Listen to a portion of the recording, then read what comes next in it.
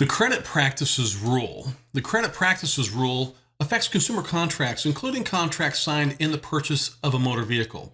The rule has three basic provisions. First, it prohibits creditors from using certain provisions that the Federal Trade Commission found to be unfair to consumers, which includes confessions of judgment, waivers of exemption, wage assignments, and security interests in household goods. And we're going to go over all these in just a moment.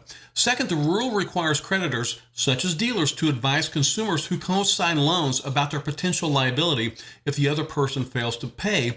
And third, the rule prohibits late charges in some situations. This Federal Trade Commission rule applies to every single licensed motor vehicle dealer in the United States and applies to every motor vehicle transaction that involves financing, including buy here, pay here, third-party lending, and motor vehicle leases. So if you are sitting down with your customer, helping them get a loan or lease for a vehicle you're trying to sell, then you need to be aware of this rule. It prohibits confessions of judgment. In the past, certain consumer credit contracts, such as financing installment contracts used by automobile dealers, have contained language taking away certain rights that consumers of credit being sued would normally have. The language, which was usually called a confession of judgment, allowed judgment to be entered for the creditor automatically when the creditor sued the debtor for breach of the contract. The rule now prohibits creditors from including confession of judgment provisions. The rule's prohibition against confession of judgment, however, does not prohibit power of attorney provisions that still allow you to repossess and resell a vehicle, as long as these provisions do not interfere with the consumer's right to be heard in court. The rule is not intended to interfere with whatever rights a dealer has to repossess a secured property, such as a motor vehicle. It prohibits waivers of exemption. Previously, some dealer installment contracts contained what was known as a waiver of exemption, a provision that allowed a dealer to seize or threaten to seize specific property, in some cases other than the motor vehicle that was being financed. These waivers of exemption are no longer allowed under the Federal Trade Commission credit practices rule. It also prohibits what we call wage assignments. In the past, if consumers did not pay as agreed, some dealer installment contracts allowed a dealer to go directly to the customer's employers to have their wages or some part of them paid directly to the dealer. The credit practices rule now prohibits dealers from gaining what is called irrevocable assignments of money owed from salaries, commissions, bonuses, pensions, and disability benefits, as well as wages paid to the customer that has purchased a motor vehicle. However, the credit practices rule specifically permits a dealer to use payroll deduction plans where your customer may choose to pay by regular deductions from paychecks.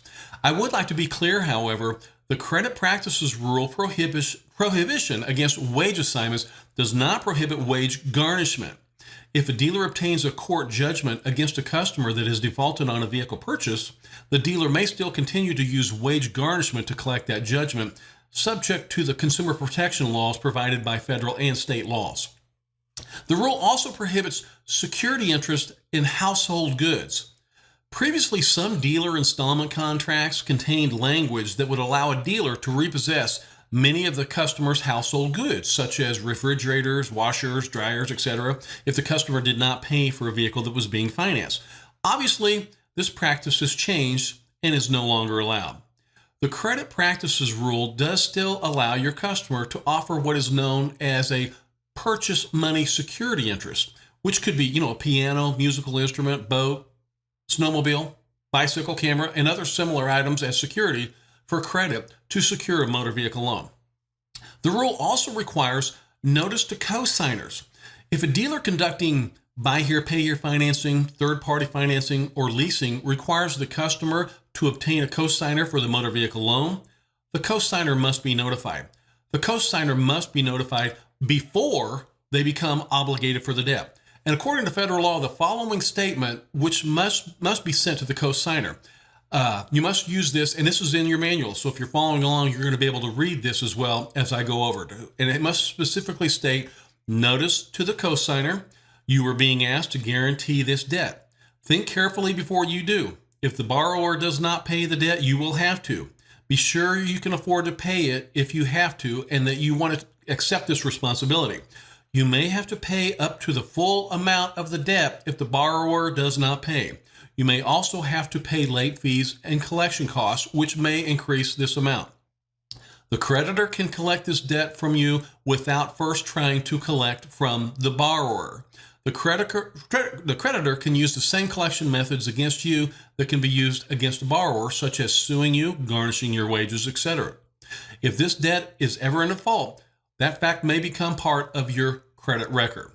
So this notice is not the contract that makes you liable for the debt. The cosigner notice must be in the same language as the agreement to which it applies. For example, if the agreement is in Spanish, then the cosigner notice must also be in Spanish. The rule also prohibits some late charges. Some creditors previously calculated late fees for delinquent payments using a practice called pyramiding of late charges. When one payment was made after the due date and a late fee was assessed but not paid promptly, all future payments were considered delinquent, even though they were in fact paid in full within the required time period. As a result, late fees were assessed on all future payments. In other words, each successive payment was considered short by the amount of the previous late charge, with the result that another late charge was soon thereafter imposed.